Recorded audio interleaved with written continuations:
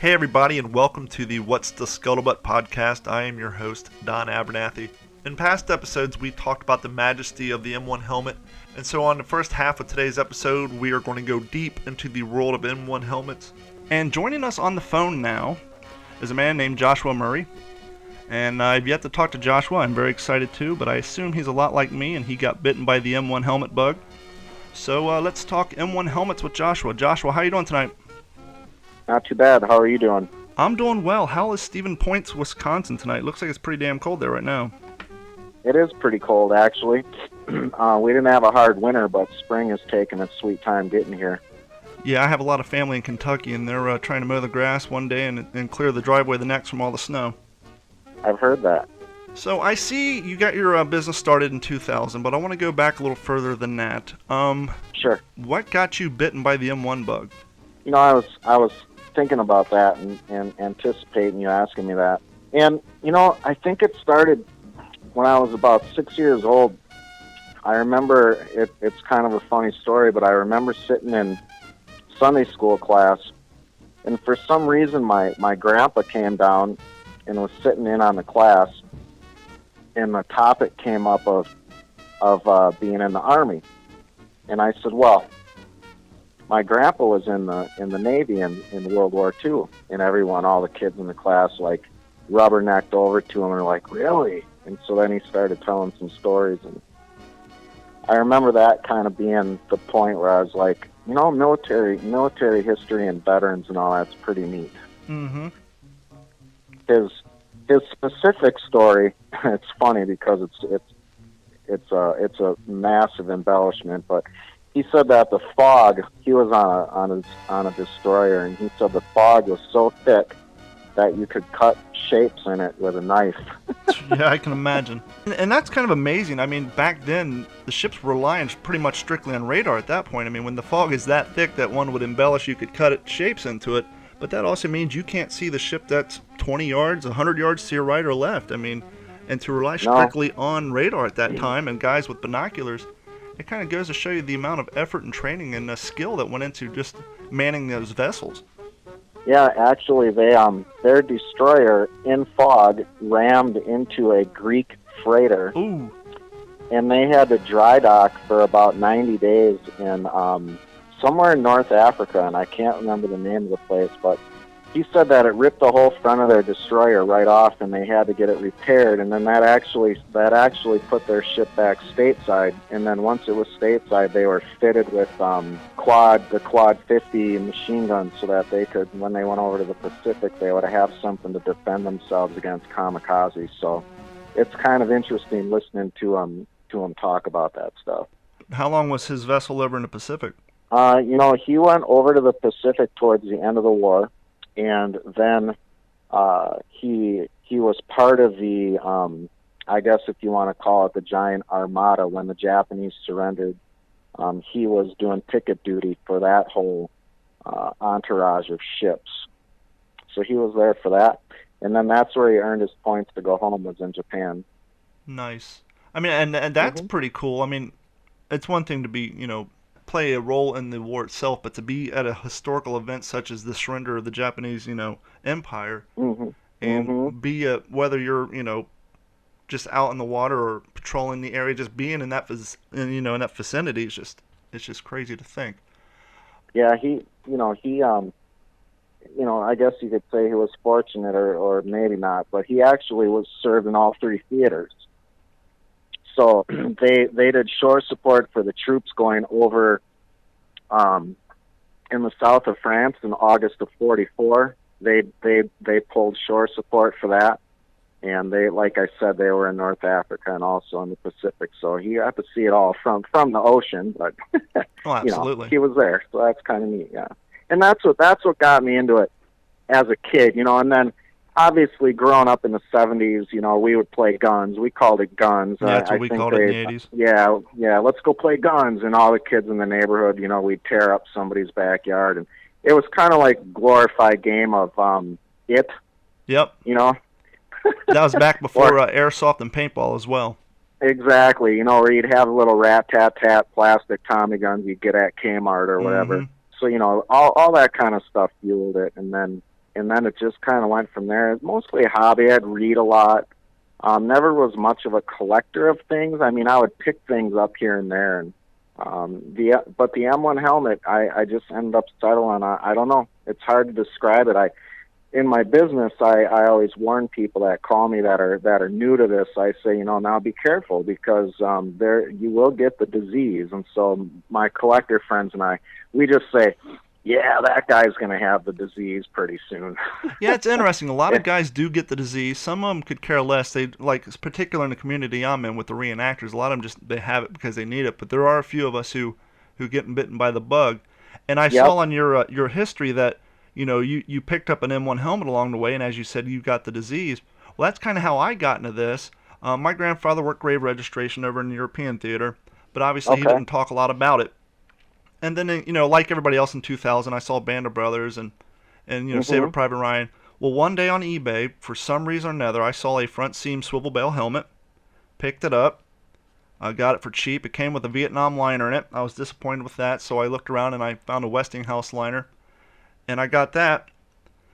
And my first impression was, damn, this thing's heavy. But I also thought it was cool, and the whole idea of living in this thing just blew my mind. And then I just sat it in my office, and what I discovered is every time someone came to my house, they'd pick it up. The first thing they would say is, damn, this is heavy. But then they would talk about the war for whether it's 10 seconds, a minute, an hour, a half hour. And that's how I got into this, is I realized something as tangible as a helmet that they can feel that sparks an interest. And now, partially thanks to you, because I took advantage of your 5 helmet sale last year. I'm sitting on like 7 of them now.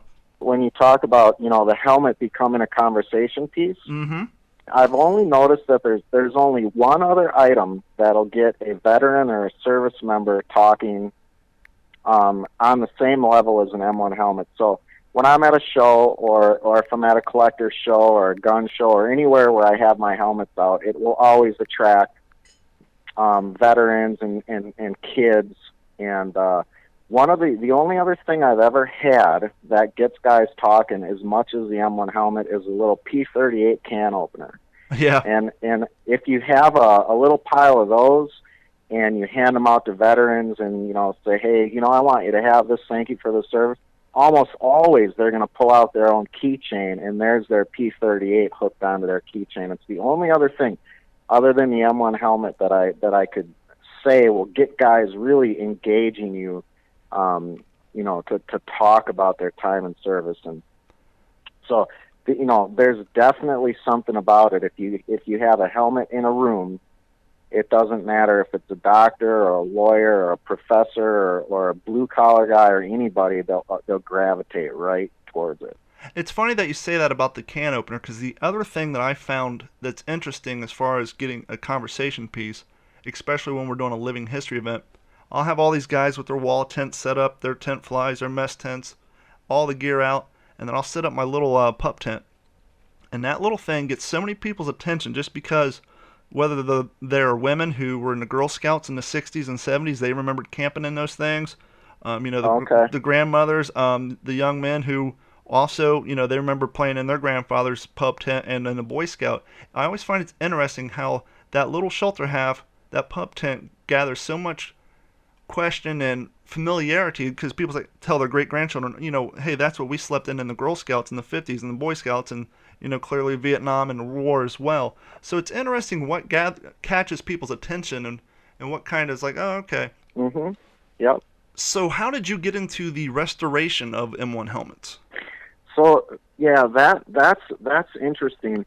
Other than having, collected them and back in the day, if you buy a pistol belt, then the guy reaches under the table and he's like, hey, you want a helmet too? I'll give it to you free. They just want to hand them away. Sure.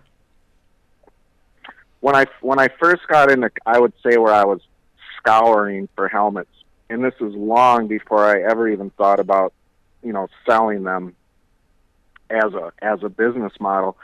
You pick up a helmet and it's missing something, like, let's say, a little snap-in neckband, and it's missing, and there was just no outlet for it. You could maybe pick up a Shotgun News and scour through the classifieds and call the surplus stores, all over the place, and you call someone and say, hey, I'm looking for some helmet parts, and they might say, oh, Sonny, I had those a long time ago, but that movie Saving Private Ryan came along, and I got cleaned out of them right away. And so then I started to notice that you get these incomplete lids, and you don't have anywhere to go for the stuff that goes in them. Mm-hmm.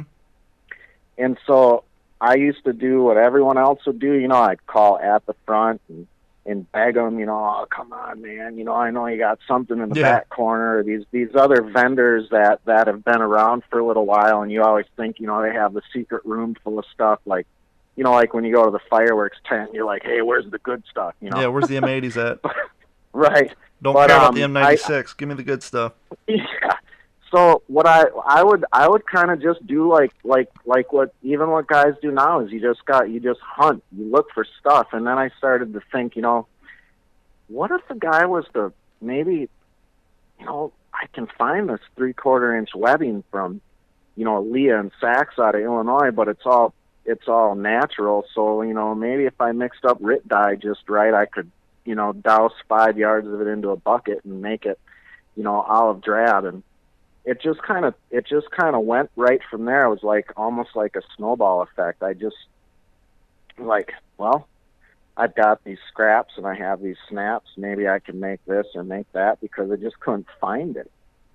And it just really, that's what drove me, is I'm like, I want to complete the helmets that I have. And then when you start doing that, you start making connections, and you start realizing, well, then a guy would say, well, I've got 10 of these if you have 10 of those, and now you're buying and swapping and trading.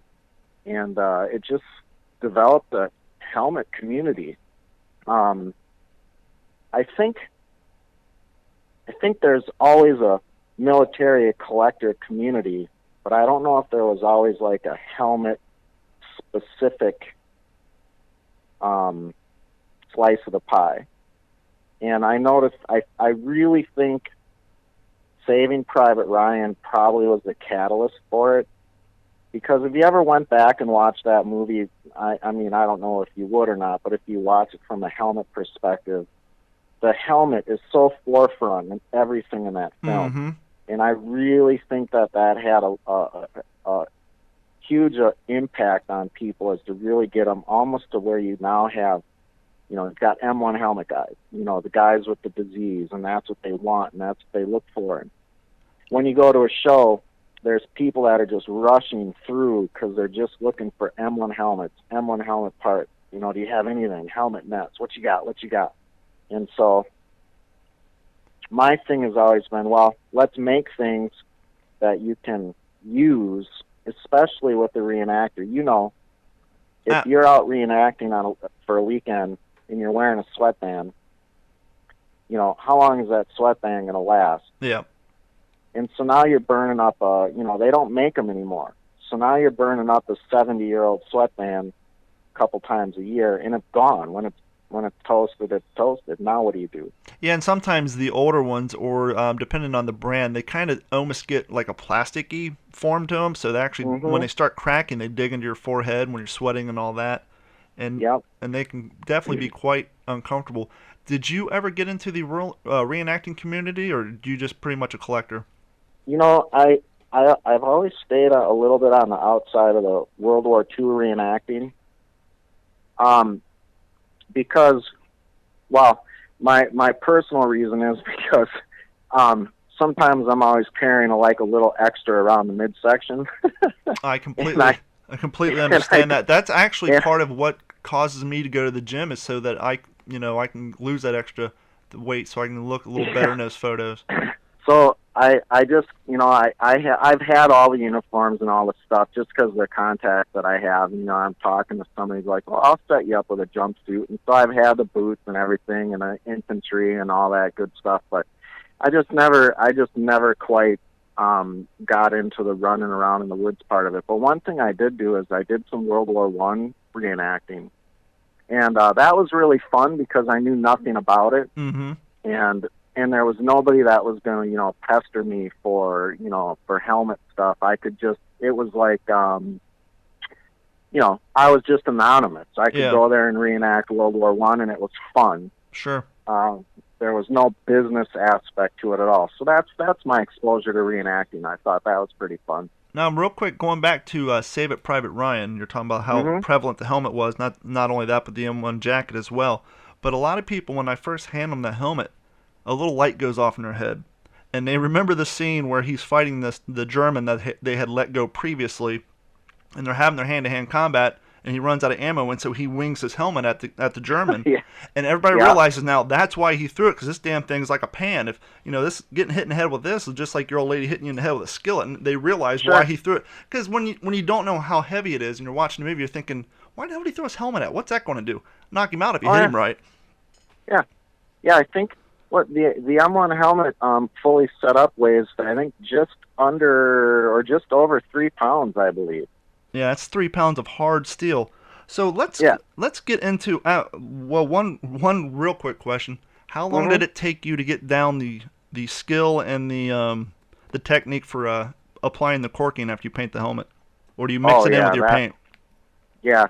So if I had a nickel for every time I had a guy ask me that question, I don't think I'd ever have to restore a helmet again.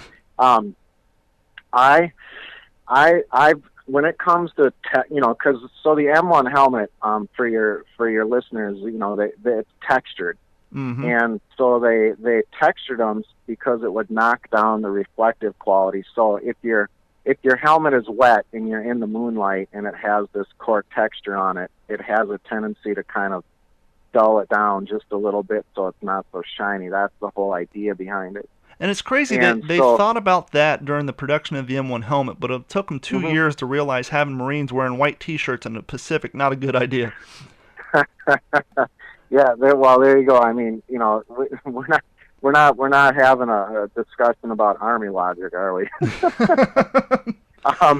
So corking a helmet, when I first got going on helmets, I tried everything, even down to buying in mixing like drywall mud. If you look at an office wall or sometimes in your home, there's the little texture on the wall, and I thought, well, that kind of looks like cork. So I mean, I've tried it all, and I remember I have a specific memory when I first started doing helmets. I went to a hobby store and bought a great big giant cork chunk of cork, like a giant cork stopper, and I went home and I fired up a belt sander, and I put the belt sander down, I nestled it between my legs. I kneeled down on the floor and put the belt sander in between my legs, pointing at the corner, and I laid out a big piece of paper, and I took that cork stopper and started running it across the belt sanding belt so that it would make it like cork dust. I've tried grinding it in a coffee maker, tried it all. And that's not even trying to apply it to a helmet. So, speed things up a little bit for sake of time. I've stippled it where I put the cork in paint, and then I take a big round brush and dip it in the paint, and then stipple, dab the helmet. Sure. And then cork has a tendency to find itself, so that would make it look like someone, took the helmet and threw it in kitty litter. Yeah. And I just was never satisfied with it.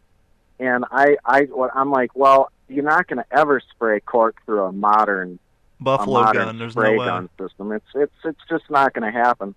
So I thought, all right. So I went in the house and I raided my wife's spice cupboard, and I grabbed a basil jar, which is funny because after all these years, I think that was about 15 years ago, I still have the same shaker. I've never swapped it out. I'm kind of a creature of habit. And I emptied out the basil into a baggie, and I put the ground cork in it, and then I just shook it on there, kind of like you're putting Parmesan cheese on a slice of pizza. And that's it.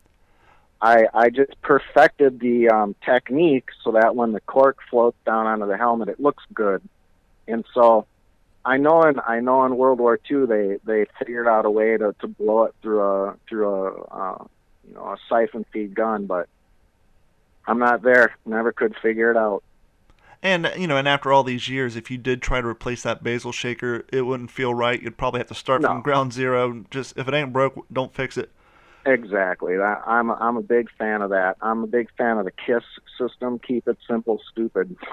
Absolutely. So, can we dig into M1 helmets a little deeper, if you don't mind? I just have a few questions as someone who is trying to take in all this information. Let's talk D-fixed bail, or let's start with the beginning. What version of the M1 helmet did they start with? Clearly it was the front seam, but it was the fixed bail, correct? Yep. So the M1 helmet, when it was designed, the chin straps of the helmet, they have to be attached somehow. So on the left and right side of the helmet, they would weld a little loop, but it was kind of like, if you took the shape of a rectangle and cut it lengthwise, that's what the chin strap loop looks like, and then it's just welded to the side of the helmet, and then you can slide the strap through and sew it on, and boom, you're done. You've got, you have your chin strap anchored. And it's pretty much like a 16 gauge steel, is it not?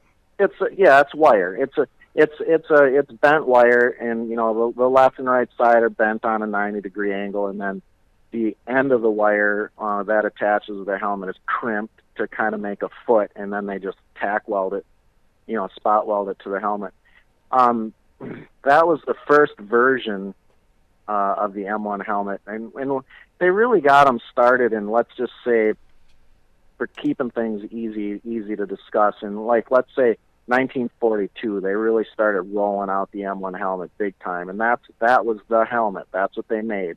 Then they obviously they had to kind of come up with a plan for airborne helmets, because they were realizing, well, we've got these two, and we need to find a way to slip the chin strap through that helmet, because it's a little, the chin strap itself is a little different, and they couldn't slide the airborne strap through that little fixed bail efficiently, so they came up with what we call the B ring, or the M2, and then I think from there they're like, well, we need to make this more universal, and so that's when we went with the swivel bail, which helmet guys will know all this, but people who, you have to remember, a lot of people, they look at a helmet and it's a helmet, and that's all they need to know, and it's all they want to know. Absolutely. These are kind of the things that people with the disease that we talked about, they start to kind of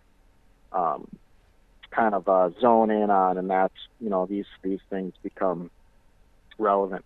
Not to interrupt, but part of the reason I'm going down this road is not only do we interview World War II vets and talk about World War II, a big part of this podcast is living history and World War II reenacting. And so I know a lot of my listeners, especially the new guys, when they go to an event and someone asks them, is that a front seam, rear seam, blah, blah, blah, I'm kind of using this as an educational tool to help inform some of the new guys. Sure. And so just for jargon for some people, when we say front seam, basically on the helmet, the way they pressed it into the bowl or pot, if you will, they basically put a band of steel around the brim. In early days, the seam, or where the two ends met, were in the front. And then later on, for some reason, they stamped it in the back. I'm sure you know that reason. But when you hear people say front seam or rear seam, it's all where the little gap is in the band on the brim of the helmet. Perfectly explained. And actually, that's exactly how it was explained to me when I first started getting into helmets myself. I went over to a buddy's house who was a collector, and I said, I've got these helmets I picked up at a show, and I go, tell me about them. And he would say, well, when you're looking for a World War II helmet, if you want to know for sure that you have a World War II helmet, you look at the brim of the helmet, like you said, that protective edge, and it'll form a butt or a joint in the front of the helmet. And that's how you know you have a World War II helmet, because they stopped making them that way in about the fall of 1944. After that, they went rear seamed, which is where the protective rim joins in the back, and they stayed that way all the way up until 1983, when they stopped making the M1 helmet. Yeah, because at that point they had the UN was using them. Everybody's using the M1 helmet. Oh yeah, and so there are rules. So if you have a fixed bail helmet and it's real, it's going to be a front seam. Because that's just they quit making fixed bail helmets in 43. Really, they only ran them for about a year and a half. Obviously, you said they switched to the swivel because of the chin straps, but I would also assume at some point these guys were sitting their helmets down on the ground and sitting on them. The bails are probably getting bent up the way it was. I'm sure silly stuff like that happened all the time. Oh, yeah. See, because if you it's a podcast, so we don't have any visual aid, but if you have a swivel bail helmet, or even if you're listening and you have one, if you take, obviously you can pivot the chin, where the chin strap sews on or clips on, it pivots left and right. Mm-hmm. And what that allows it is, if it hits the ground in that, would the word be perpendicular? If the bail is standing straight up off the helmet and it hits the ground, it should pivot so that it doesn't snap off. And I really think that, not trying to overcomplicate it, but I really think that was the whole catalyst for developing a swivel loop, is longevity. Yeah, absolutely. And it also gives us the option to do the cool thing where we put the chin strap behind the brim. Mm-hmm. Absolutely. What can you tell me about Holley liners? Am I even saying that right?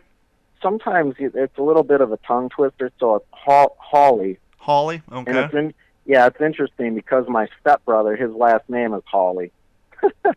So it's kind of neat. So it's Hawley, Holley. Okay. And it's not, it's not like holly, like deck the halls with boughs of holly. The Holley liner, or the paper liner, you could call it the paper liner too if you want. Those are made for a little while as they were the only helmet liner until they went over to the Pacific, and they started rotting away. Marines and the Marines were like, so my helmet liner literally disintegrated the minute that I hit the beach, because their clothes would rot off. So what's gonna happen to a helmet that's made out of pressed paper, and the only thing keeping it together is a fabric overlay and paint on the inside. So the Holley liner was short-lived, which makes it, is the reason that it's so highly sought after to collectors. Well, especially the ones that are in excellent condition, because they do not hold up. Well, that answers my next question, because I recently got a Holley brand pith helmet. And I was going to ask you if the liners were simply just the fiberglass with the coating on it, if they were made out of that cardboard-ish material that my pith helmet's made from, and you just answered that question. Yep. But that also leads me into another thought, is, as you said, they were the only liner at the time. I wonder if they were the only liner manufacturer at the time, because they already had the contract to make the pith helmets. I mean, it would only kind of make sense to say, hey, Yeah, absolutely. And when Holley, when they started making the M1 helmet liner, they couldn't keep up. And so they subcontracted with General Fiber, and so another company, General Fiber, was making them as well. But although General Fiber could make the liner body, they were not able to install the webbing. So every General Fiber liner was just shipped straight to the McCord helmet plant, and actually the people at McCord put the web kits in them. So that's kind of interesting. They were made here, they were made at point A, shipped to point B where they were finished. A lot of people don't know that. And Holley made their own liners from start to finish, but General Fiber couldn't. I gotcha. So at the same time, to keep up with demand, that's when they came up with the low pressure liner, which is your hood rubber and your St. Clair. I don't know if you're familiar with those. No, I'm not. Okay. As far as helmet liner production goes, you've got your paper liner, and the paper liner failed miserably, so they're like, well, we got to come up with something else. So then they went with a low pressure liner, which is made out of fabric and it's pressed, and two companies made those, St. Clair and Hood Rubber. And so you've got those are the three helmet liners that were being produced very early in World War II. All three of them were deemed basically unusable, not fit for combat. So that's when they came up with the high pressure liner, which is like your Westinghouse, or a typical World War II liner. That's where they came up with that idea, and it was basically just a spin-off of the low pressure liner, just more rigid, and it had more strength to it. Who were the major manufacturers of the high pressure liner at that time? During from 43 to 45. Yep. So high pressure liners came on pretty quick. They actually started making them already in 1942. Okay. So the first companies to roll out high pressure liners would be Westinghouse, Mine Safety Appliance, and Inland. And, a lot of the listeners will go, oh, yeah, Inland, because they also make carbines. Okay. And so, yeah, because of their demand to make carbines, they actually gave up their contract to make helmet liners. So Inland helmet liners are another one of those things that collectors kind of go nuts for, because they're out there. They're not, I wouldn't say they're rare, but they're of the harder variety to find. Yeah, the other neat thing about Inland is they also had a lot of their liners were converted for airborne use. So, the very first jump liners were made by Hawley and were made by Inland. Now, I know the Westinghouse maker's mark is a W with an underscore under it. Yep. If someone was looking for an Inland or a Hawley, obviously you know what it looks like because the damn thing's cardboard, but if someone was looking for an Inland, what's their maker's mark look like? So an Inland liner in the crown, where you would normally see like your W for Westinghouse, it'll actually spell out Inland, and then it kind of has a crest outline. So it'll say Inland, and then it has kind of a cresty looking outline to it. It's their logo. So if a guy was to go on Google and type in Inland logo, I'm sure in the images view, you'd find it immediately. The other company, Firestone, picked up the Inland contract. So if you've ever had a helmet liner made by Firestone, and we know they make tires and rubber products, you're going to see the F for Firestone stamped in that liner. Well, while we're on the subject, because I would be doing myself a great disservice by having you not on here and benefiting from it other than having you on my show. I got 3 high-pressure liners. 2 of them are Westinghouse, one's a Firestone. Do you, clearly you know the difference between the liners, but are you well-versed enough that you could tell generally what year they came out by the numbers associated with them? Okay, so, sure. So, for example, I got a Westinghouse D26. When you see that D26, what you're looking at is you're not looking at a date per se. You're looking at the mold number. So the mold that made that liner was mold D26. Okay. So if you see you might see Firestone, and it might have a number. I'm trying to think of other ones. Inland would have a number. Well, the Firestone has the Firestone trademark F, then above it has a 64, and below the F it has a 103. Yep, so that's your mold number. What an interesting thing about the helmet liner mold is they belong to the government. They belong to the, I always want to say Defense Department, but we know that's not what it was called back then. And it wasn't even the Quartermaster Corps. I just can't think of what. And it's funny because my buddy tells me all the time, he's like, this is what it was. And I can it's just one of those things that doesn't settle in. But yeah, the mold that helmet liners were made on were given to the company to use. And then, in some way, shape, or form, they were collected back when their contract ended. And if you want to, this is kind of a deep thing. But if you fast forward to the Korean War, when you see a liner made by Mine Safety Appliance, it was not made by Mine Safety Appliance. It was that the government gave the old mold back to Micarta or back to Westinghouse Electric, and they made their liner on that mold. With their stamp already on it? Right, and so there was some effort, obviously, to get rid of those stamps, but not so much so that, every once in a while you'll see a Korean War era helmet liner that says Mine Safety Appliance, and you're like, whoa, what's this? But it wasn't made by them. It was made by somebody else. So that's kind of interesting. That back to your original question is how to date a helmet liner. Those numbers have nothing to do with date. They just have to do with mold number. The best way to date a helmet liner is you look at the sum of its parts. So if you have a helmet liner and the webbing is held into the helmet liner with, let's say, bare steel, those little A-shaped washers, and they're bare steel, that's an early helmet liner because that's the first type of hardware that they use. And then if you see one that's set with olive drab painted A washers, that's about a mid-war helmet liner because they went from bare steel rusting out to we have to coat this, so let's paint it And then the later war helmet liners were where they went with brass parts. And so that's the best way to kind of narrow down a helmet liner, if that's important to you, is you look at kind of what held the webbing in.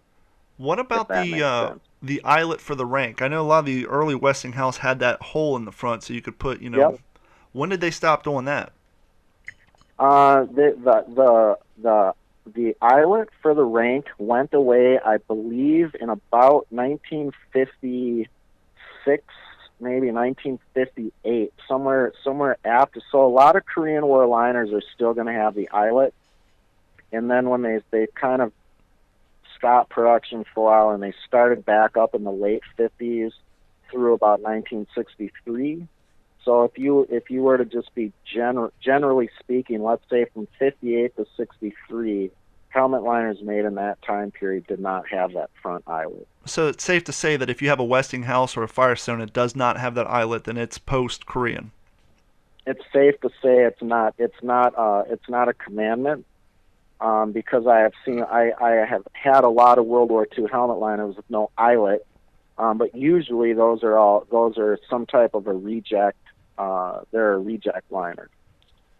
Now, I've seen through your Instagram page and your Facebook page that you have been doing some netting that with the white netting. Is that when was that done, and who primarily used the white netting instead of the olive drab?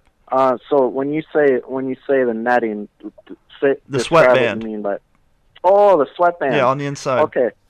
Yep.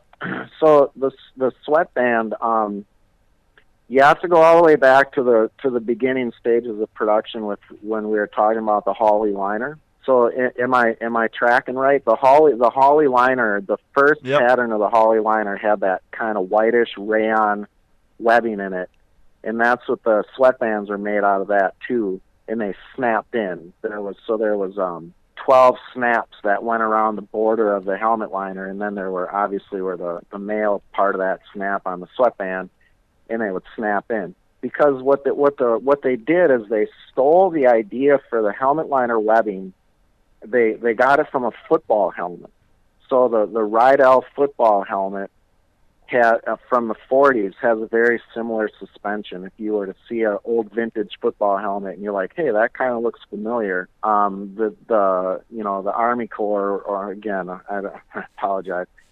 They kind of took that idea and they implanted it into the helmet liner in the beginning. That's why the earliest helmet liners all have that whitish gray webbing in it. Real quick, ignore the noise. I'm going to pick up my helmet here real quick. Okay. Now, once again, through your Instagram page, I've seen some of your photos of some of the liners you've gotten that, were painted up in the 70s with peace, love, and all that silliness. Yeah. What's one of the craziest things you've ever seen anybody do to a liner? To a liner, let's see. Once again, I was in I got all these helmets, but I only had 2 high-pressure liners, and so I've been scouring, and I came across one, and I actually won the auction on it, and I got it for pretty cheap. But apparently this thing at some point was used, whether for a TV show, a movie prop, or what have you. It's the Westinghouse I was telling you about. Yeah. And they designed it to look like an airborne liner, but as you look at it, the leather chin strap is not a chin strap. It's just a chunk of leather that's sewn to the webbing around the sweatband. Okay. And then they took the airborne style chin strap, instead of actually fixing it behind the post on the webbing, they also sewed that to the sweatband, and then they put super glue on it. And the weird thing about them using the leather strap is this liner does have the post for the correct chin strap, but I'm assuming that it was probably just cheaper to glue this leather strap on. Yeah, it sounds like you might have some type of a prop helmet of some kind, maybe even for a theater production. Usually the movie prop helmets, there's a little more effort put into them to make them durable. Mm-hmm. But I wonder if this might have been like maybe local theater or something like that. Well, when I put it in my front seam helmet and actually put the leather, from a distance, it looks kind of like the real deal. And so, yeah, it could be for a local theater, or it may just been somebody in the background of a low budget movie wearing it. Just a non-acting, just somebody in the background running through the trees. I mean, obviously, if they're running through, you see the leather strap over the brim, and you see the chin strap hanging down.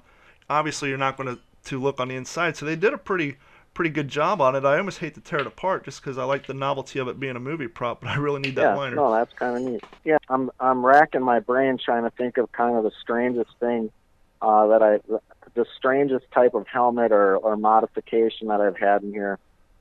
One time I took in, I was doing a job for a large prop company out of North Hollywood there, and they sent me 600 helmet liners to restore, and they said, okay, here's 600 helmet liners. We want 300 of them back, and you can keep the other 300 for your inventory. And that was part of the deal that we worked out. Hell yeah! And in that mix of 600 helmet liners, I can't even begin to tell you all the strange modifications that came out of that, because you have to go all the way back to the 50s and the 60s. So you remember in the when we'll just say pop culture in the 50s, when it switched from cowboys and Indians to science fiction. Mm-hmm.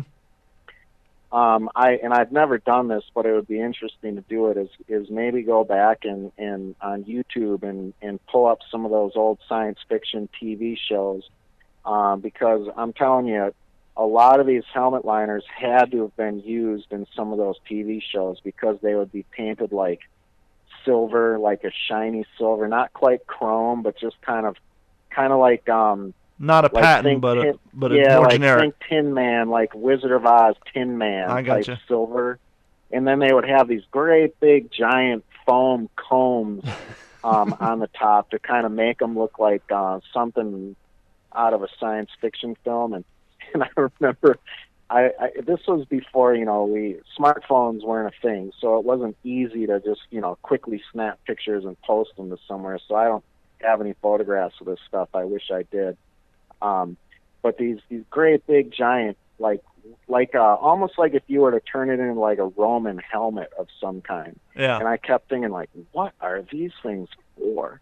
And so that's one of the weird things that I've seen as far as a modification done for some other purpose. Other than that, you've got your aggressor helmets. I see those come in every once in a while. So stateside training, when they're playing war games, sometimes the aggressors on the helmet, they'll have great big giant combs riveted into them, just to make them look completely different, so that you could identify that person as. So they're breaking up the silhouette of the soldier running through the woods. Yep.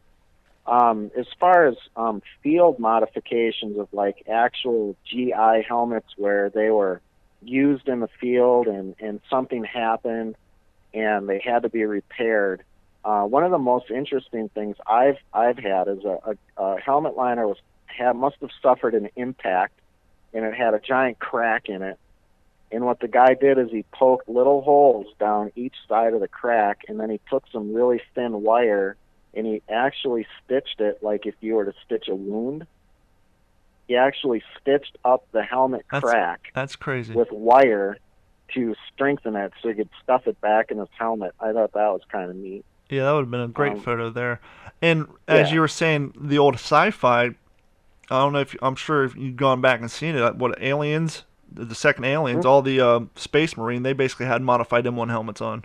You're right. They did. And Rogue One, they used M1 helmets too, most recently. Yeah. Yeah, some of the reenactors who are getting into the Rogue One Star Wars cosplay, they're happy that, it's one less thing they got to buy because they can just modify one of their spare helmets.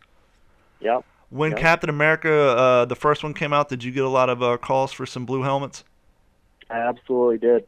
Yep. I've done a few, maybe about a half a dozen.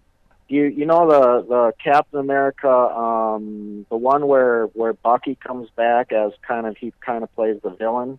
Okay. What was that one? Was that Winter Soldier?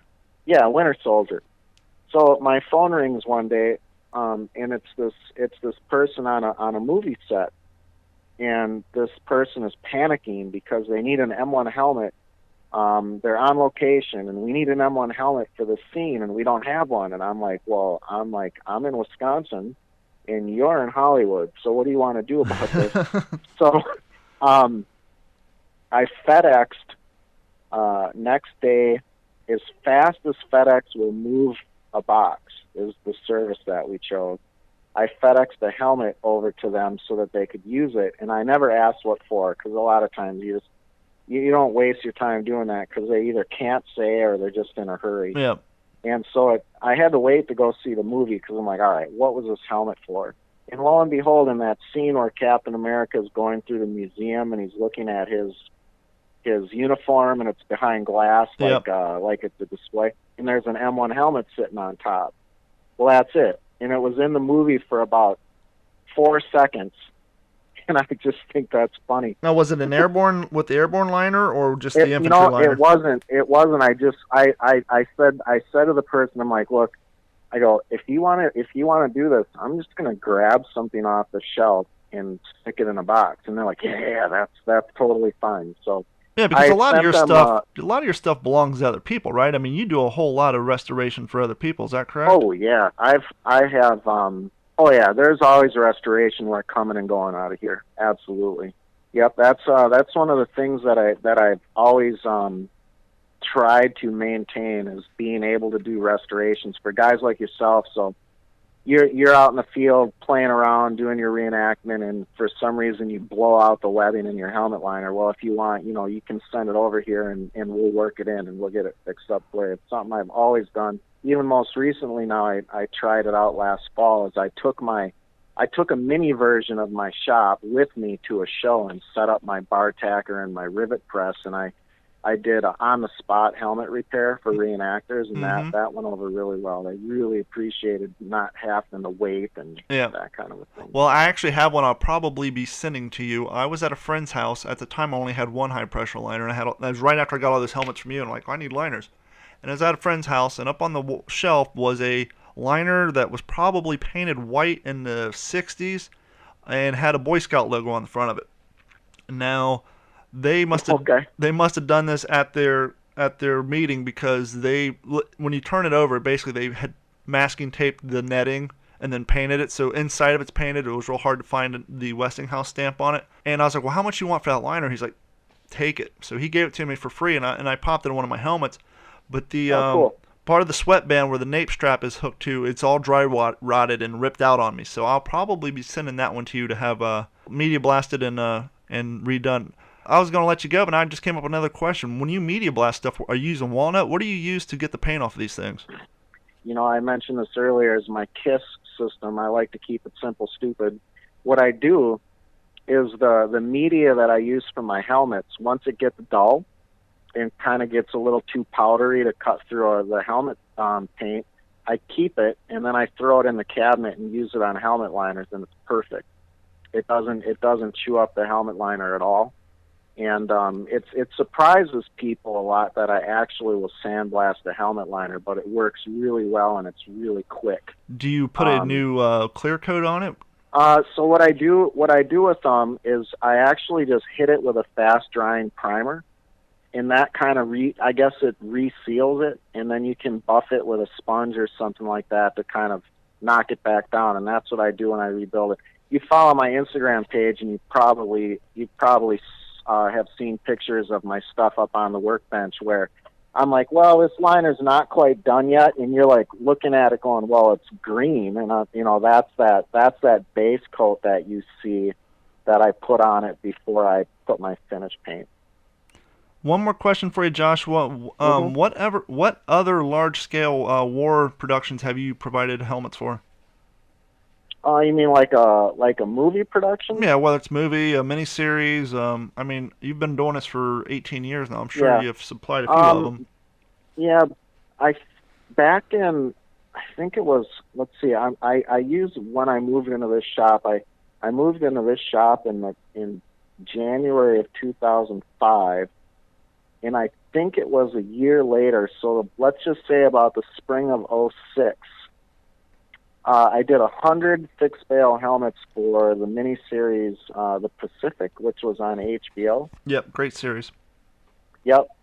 And so and I thought to myself, well, this is neat because number one, it was good business. I was happy to do it. I mean, 100 helmets all to one guy. I mean, woo, you're like cha-ching, payday. Yep. I mean, that's nice. But then I thought, well, yeah, my helmets are going to be in a major HBO miniseries, And then after like the third episode, they all got covered with helmet covers. Yep. So I was like, bummer. But you can definitely make out if you go through the first couple episodes and you look at the helmets, you'll be like, oh yeah, that does look like his, because my corking is so, my texturing is so unique to myself that you can spy it out even if you're at an event. I can pick out a helmet of mine just because of the way it's textured. Yeah, I never noticed when I was watching the movie, but I saw a still frame from the episode from Guadalcanal, and Robert Leckie actually has, I'm assuming, a reproduction Holly liner on his helmet. Have you ever toyed around with making those liners, whether it's just coating a fiberglass liner or just to give it the thick brim to give people the appearance for their Marine Corps impressions? Yeah, there's a couple guys that make a really nice Holly repro using a standard liner, and they kind of build it up. I've never done that, partly because I don't know how, and the other idea of mine is, well, if I'm ever going to do that, I want to build it. I want it to be a Holly liner. Sure. As close as I can get it to being one is what I want to do. So throughout the years, I've pursued it 3 different times, and I can never get it to the point where I'm satisfied with it. So I wouldn't say I've given it up. But it's definitely a back burner because I can't get it past the point of having someone convincingly stretch the fabric onto the outside of the shell.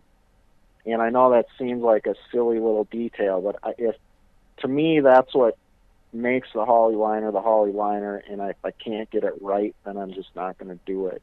And that's kind of where it's stuck. Well, and that's the standard that's gotten your business to where it is today. You put out the best product that you can, and it's a damn fine product, and and that's why people come to you, because there's plenty of places to get poorly reproduced helmets at all over the place, and and that's why people come to you, because they want quality craftsmanship and somebody who stands by their work. I appreciate that. And yeah, I mean, I guess that saying in the video, my son uses it all the time.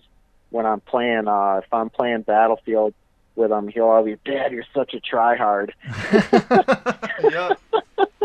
He goes, "You're such a tryhard," and I'm like, "What does that mean?" That. And he goes, "Well, it's not a compliment." And I'm like, "Well, I try hard at work. I mean, that's a good thing, right?"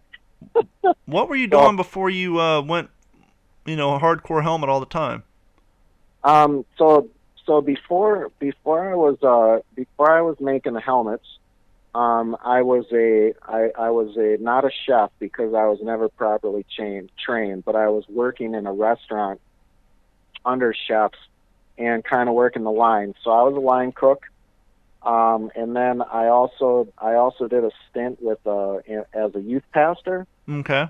For about 4 years of my life, and I was a youth pastor, and that's where in that time is also where I became married and started a family, and then I got that bug that we talked about, and I started to kind of move towards M1 helmets, and so I thought, you know what, I think I can make a go of this. Some other things I've done is my wife and I had a lot of rental properties too, and when I first started doing helmets, I would do helmets for a couple days, then I would do rental projects, and then I would do helmets, and eventually I found myself doing helmets, rental, and so I just kind of switched, and now I've been at it full time for 15 years, almost 16 years full time, and in it since I want to say about 2000. Yeah, time flies by. August. I mean, I started my computer business 15 years ago, and it seems like it was just yesterday. But as someone isn't it crazy? Yes, it is. I've got customers who weren't even born when I started doing this, which is awesome, because you always wonder, well, is this even going to be a thing? Do people even care? Yeah. And I've noticed through Instagram, my audience on Instagram is much younger than my Facebook audience or even my core customer group. But these guys are, my average Instagram guy is 13 years old to 24, so 13 to 24. Yeah, a lot of the older crowd is still on Facebook. Obviously, through my podcast, I also work in terrestrial radio in the afternoon. I also have a computer firm, and all this stuff. But definitely, I get more followers on Facebook, and they tend to be a wider range of people. But I also find on Facebook people are a little more serious, whereas on Instagram and Twitter, well, Twitter's gotten so political I don't even go on there anymore. But as far as Instagram goes, you can be a little more playful, and just people don't get all bent out of shape as easily on Instagram, and it's definitely a younger crowd. Yeah, I kicked against social media just as a general rule, but my wife got me going on Instagram about a year ago, and I never looked back. And I promote Instagram constantly to people because it's so simple. Mm-hmm. You post a picture, you talk about it a little bit, and then you just kind of put it out there, and people can see it, and they can interact with what it is, and it never goes over the top. Whereas, as you were saying, on Facebook, things have a tendency to go from 0 to 100 miles an hour, and you're like, whoa, what just happened? And so I kind of like Instagram as a platform. And again, as I was saying, it's a younger audience, and they're the guys and girls that are really into this, this avenue of military and reenacting, and it's encouraging because I just don't think it's ever going to go away. I don't think collecting and in the helmet genre and the reenacting and in the interest in history, I think it's here to stay. God willing, because obviously they don't teach it that much in the schools. They teach for testing, and that's about it. Joshua, thank you so much. Yeah. It's JMurrayInc1944.com. What's your Instagram? My Instagram is the same. If you type in JMurrayInc1944, it'll pop up. It's got the dots in it, like J.MurrayInc.1944. But if you just type it in there, you'll find us. Fantastic. Hey, keep up the live stream. Keep painting the smiley faces on the wall of your paint booth, and I'll be watching. All right, sounds good. Take care. And so I hope you enjoyed the interview with Joshua and learning all the things about the M1 helmet. We are going to take a quick break, and when we come back, we will be joined by living historian and fellow reenactor Mike Blowski. We are going to talk a little bit about the Pacific, but more importantly, we are going to try to recruit some more people for the big Tarawa anniversary event up in Alabama on November 2nd. So we'll take a quick break, and we'll be right back.